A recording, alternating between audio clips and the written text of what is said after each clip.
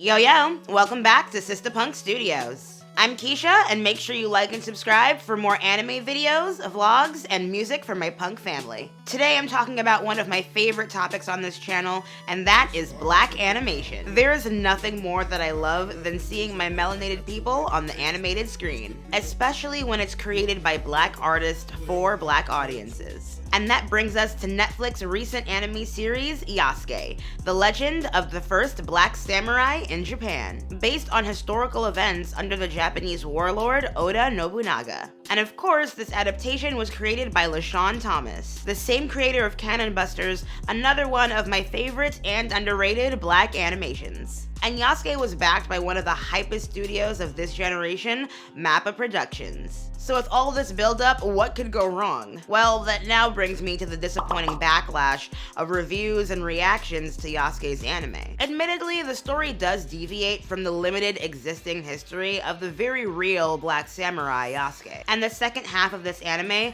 brings a new adventure to continue Yasuke's story where it left off after Nobunaga's war, that is filled with magic and spirits and arcane-powered robots. And too many people are acting like this is the worst thing ever. But the actual story that goes down in this anime follows Yasuke after years of being a lonely boatsman, and after his glory days with Nobunaga ended brutally and tragically. Yasuke is convinced to travel with and protect a young village girl, Saki, who has recently discovered her own mystical powers, and is being pursued by mercenaries who want to use her power as a war advantage. Hence the giant Russian bear lady. But Saki comes to terms with her weaknesses now being her new magical ability. And the added fantasy elements round up this upbeat 6-episode miniseries, and gives Yasuke a deeper personality than just being a historical character, but a story of a man far from his kin and brought into another land's war, trying to maintain his honor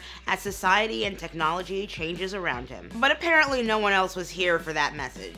And more than anything, the negative reviews for Yasuke came rolling in worst of all from other black anime fans. I feel like Yasuke got dragged the most by the demographic that it was made for. And it's like sometimes black people don't even like our own shit. And I don't know if this is a LaShawn Thomas thing, because the same reaction happened with his last anime series, Cannon Busters, that had a full season and an all-black cast of anime characters. Both of these anime were pretty decent, and even if they weren't supremely epic, they didn't get the support that they deserved. And too many people were expecting Yasuke to be like Vinland Saga or some other traditional European folklore adventure, and kept complaining that it's not historically accurate or adds too many cheesy anime tropes like magic and robots. But I gotta call out the haters real quick, because let's be honest, a lot of the anime that comes out every season and gets way overhyped is literal trash. There have been over half a dozen historically inaccurate as fuck anime about Oda Nobunaga himself that have gotten way more than necessary praise. It's anime, it's fiction. Of course there's going to be fantasy elements mixed in.